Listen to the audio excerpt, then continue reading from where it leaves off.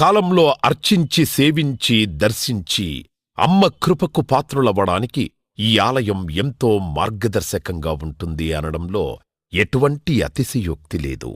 అలాగే ఎలాంటి ఆర్థిక సమస్యలైనా ఎటువంటి సమస్యలైనా పరిష్కారమవుతాయి అమ్మ కృప వల్ల.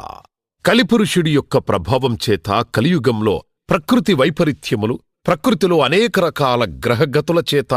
మానవుడి జీవితం ప్రశాంతం లేకుండా జీవితాన్ని గడుపుతూ దినదిన గండం నూరేళ్ల ఆయుష్ అన్నట్లుగా ప్రతిక్షణం మనసు ప్రశాంతత లేకుండా కలి ప్రభావం చేత ఎటువంటి పూజలు, ఎటువంటి యజ్ఞాలు, ఎటువంటి సాధనలు చేసినా కూడా సరైన ఫలితాలు లేక అంధకారంలో కొట్టుమిట్టాడుతున్నట్టుగా, అన్ని ఉన్నా ఏదో కోల్పోయినట్లుగా జీవితానికి సుఖం లేకుండా కాలము గడుపుతున్న జీవకోటికి కామకోటి పరమాచార్యుల యొక్క, జగద్గురువుల యొక్క